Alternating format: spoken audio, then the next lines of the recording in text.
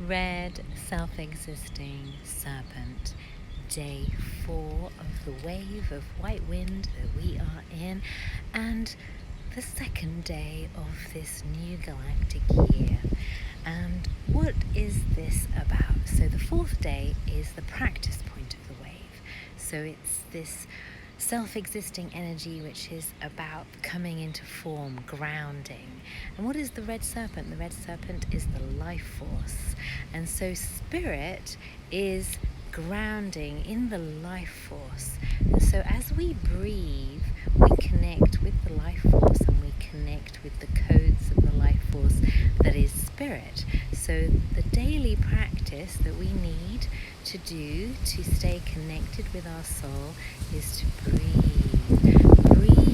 into presence, breathe into the wind, and connect with the life force, which is that instinct and intelligence, the body's intelligence to respond, to survive. It's our survival instinct, but it's also the energy, the kundalini, that allows us to awaken and connect with our soul. So spirit is wanting us to embody it, and that's what the message of the day is, to breathe in and activate the life force, to ground and connect with spirit so that we can be spiritual beings with the wisdom of our spirit and soul in this human experience and survive, navigate reality and survive. So that's what the message of the day is, to breathe, activate the kundalini, connect with your soul, and then we'll move into the energy of tomorrow. And there are always other layers that we can interpret, because we look at the archetypal energy, so red serpent, which connects to the second chakra, which is the life force and the kundalini, but it's also our sexual energy, our sexual creative life force energy.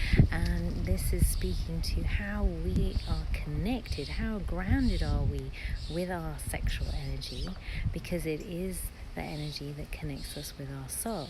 And in this paradigm we've been in, all this separation between things and division, as opposed to understanding everything as a whole, as a holistic thing.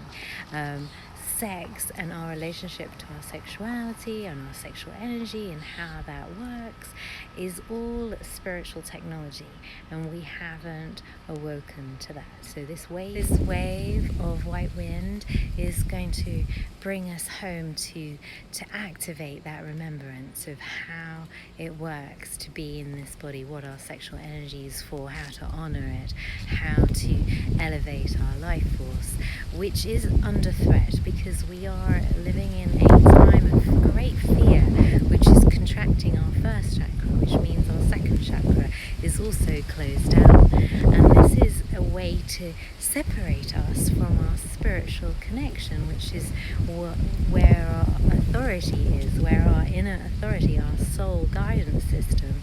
And to separate us from that means that we'll be listening to other influences and be not sovereign, not free to choose of our own free will, because we have been disconnected from our ability to choose, to be able to feel our passion, to feel our life force guiding us, because we're listening in the body to the vibration of spirit leading us where we need to go, where our soul wanted us to go, so that we can live a soulful life, which is the only way that we're going to survive and thrive. Because when we're connected with our soul and we're following our soul purpose and our soul script, then life flows and we're in the magic and everything is vibrating at a higher level. Whereas when we're disconnected, then we're likely to be doing something that isn't what our soul wants us to do, and then we're going to be unhappy, and most of the planet is depressed and taking antidepressants, and we have that condition because of this separation from our soul. We feel lost and disconnected and abandoned, and we're just totally out of alignment with our divinity and our divine truth, which gives us meaning and power. It gives us our gifts. And so that's why it's so easy to disable us.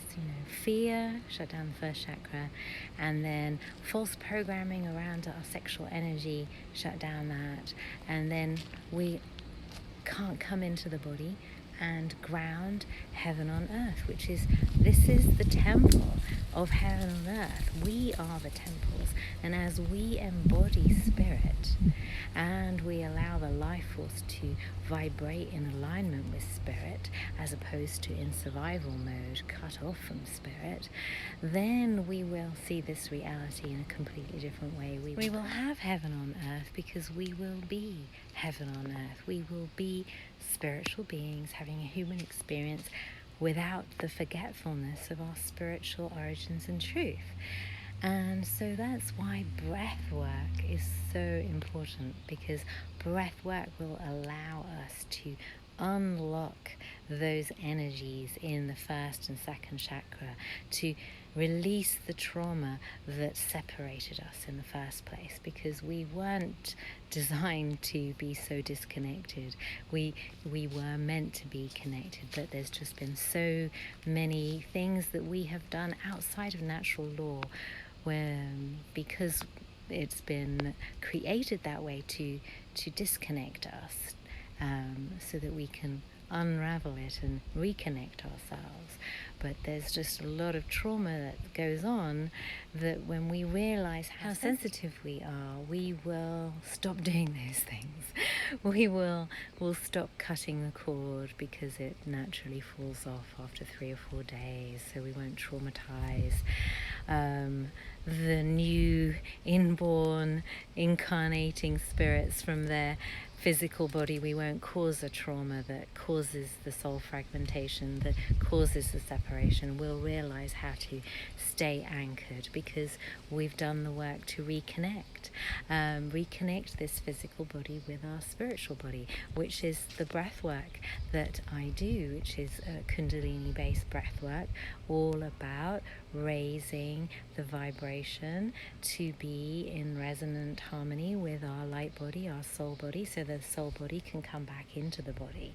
And that means that everything that is happened that separated those vibrational realities of who we are, so that they can come back together again. All that's happened that separated us can be vibrationally released from the physical body, trauma releasing. And it actually has been shown scientifically that breath work causes these crystals that are created in trauma to dissolve. So there's science is finally proving spiritual technologies, and we're in this age of spiritual technologies, so that we can heal ourselves from the traumas that we keep repeating, and then move to another level of the game.